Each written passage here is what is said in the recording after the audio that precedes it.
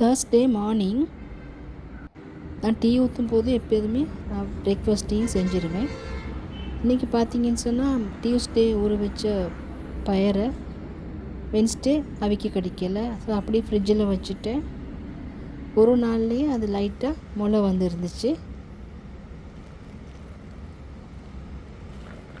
எல்லாம் கழுவி தான் ஃப்ரிட்ஜில் வச்சுருந்தேன். இப்போ நான் வந்து இதை அவிக்க போகிறேன். இதுக்கு கொஞ்சம் லைட்டாக உப்பு கொஞ்சம் போட்டு ப்ரெஷர் குக்கரில் தான் அவிக்க போகிறேன். அது கொஞ்சம் மூழ்கிற அளவுக்கு தண்ணி போட்டு அவிய வச்சு எடுத்துட்டேன். ஒரு விசிலே போதுமாக இருந்துச்சு. நான் ஆல்ரெடி நல்லா ஊறி இருந்தனால இதுக்கு சேர்த்து சாப்பிட்றதுக்கு ஒரு கட்டை சம்பளம் ஒன்று செய்ய போகிறேன். இதுக்கு வந்து வெங்காயமும் துண்டு மிளகாய் கொஞ்சம் உப்பு எலும்பிச்சை சாறு கொஞ்சம் மிக்ஸ் பண்ணி நல்லா இடித்து வச்சுக்கொள்ளணும். அதே நேரத்தில் இங்கே பயிரும் நல்லா வெந்துருச்சு, தண்ணியெலாம் நல்லா வத்திருச்சு.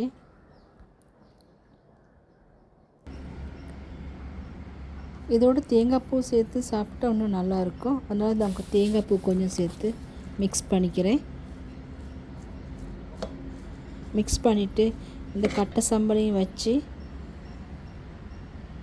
சாப்பிட்டா நல்லா சூப்பராக இருக்கும். நான் எப்போயுமே வீக்கில் 2 நாள் பயிர் அவிச்சிருவேன். நைட் கழுவி வச்சுருந்த உடுப்பெல்லாம் காயப்பட போகிறேன்.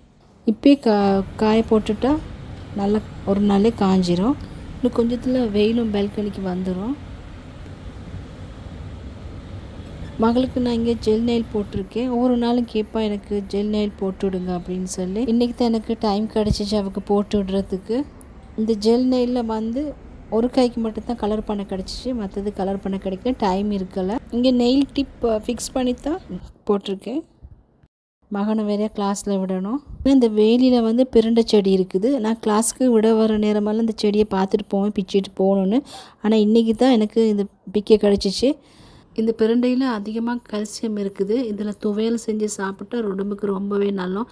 கை கால் வலியெல்லாம் இல்லாமல் போகும். அது டீச்சருக்கு துவையல் எப்படி செய்கிறதுன்னு தெரியான்னு சொன்னாங்க. அதனால் நான் அவங்களுக்கு ரெசிப்பியை சொல்லிவிட்டு தேவையான அளவு பிச்சுக்கிட்டு வந்துட்டேன். வீட்டுக்கு வந்த பிறகு ஃப்ரூட்ஸ் இருந்துச்சு, அதோட ஐஸ்கிரீம் இருந்தனால ஃப்ரூட் சலாட் போடுவோன்னு சொல்லி நாங்கள் எப்பயுமே ஃப்ரூட்ஸ் ஒவ்வொரு நாளும் சாப்பிடுவோம். ஸ்கூல் ஹாலிடேஸ்னால உங்களுக்கு பிள்ளைங்களுக்கு இந்த டைமில் தான் அவங்களுக்கு அதிகமாக ஃப்ரூட்ஸ் எல்லாம் சாப்பிட்டுக்கிற கிடைக்கும். ஸ்கூல் டேஸில் கொஞ்சம் சாப்பிட்றது குறைவு தானே.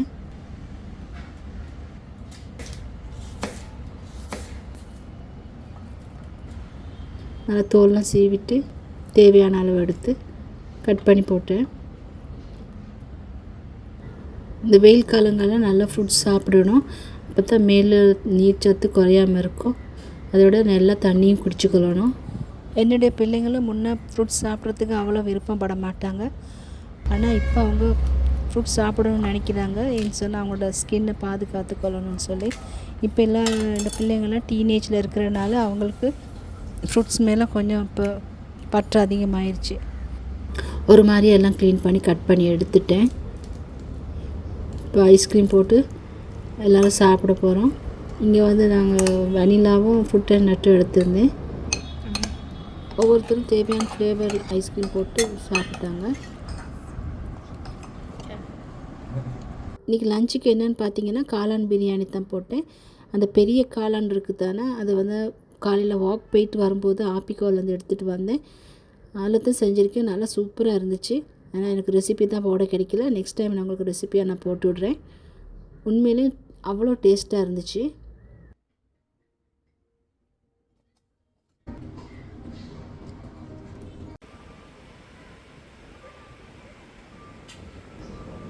இப்போ ஈவினிங் ஆயிடுச்சு. நாங்கள் வந்து பால்கனி பக்கம் வந்துட்டோம் பீச் பார்க்குறதுக்கு. இந்த டைமில் பார்த்தீங்கன்னா அவ்வளோ அழகாக இருக்கும். சூரியன் மறைகிறது அவ்வளோ லைவாக பார்க்கலாம்.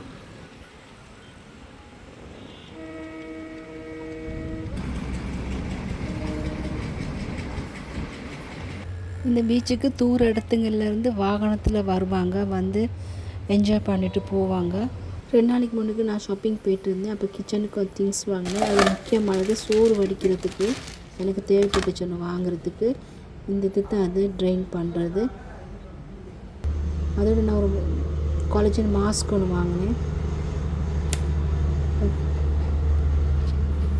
இது பாருங்கள், இதை நான் வந்து எப்படி வடிக்கிறதுன்னு காட்டுறேன் உங்களுக்கு. சிம்பிளான ஒரு கேஜெட் தான், நான் உண்மையிலேயே ஒர்த்தானது.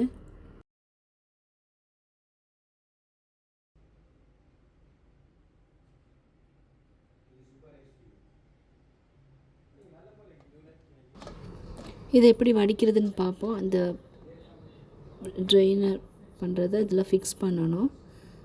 ஃபிக்ஸ் பண்ணிவிட்டு ஒட்டை வந்து கொஞ்சமாக சரிக்கணும். சரித்தோன்னா தண்ணியெல்லாம் அழகாக கொட்டுது. பாருங்கள், நான் காட்டுறேன். நைட்டுக்கு வந்து பிள்ளைங்க பெஸ்ட்டாக கேட்டாங்க.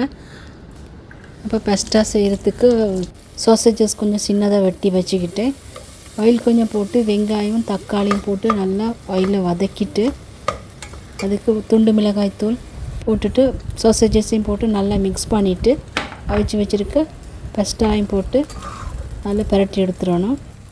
கடைசியாக உப்பு மிளகு சோயா சாஸ் கொஞ்சம் சேர்த்து பரட்டி விடணும். இந்த வீடியோ பிடிச்சிருந்தால் லைக் பண்ணுங்கள், சப்ஸ்கிரைப் பண்ணுங்கள். நன்றி.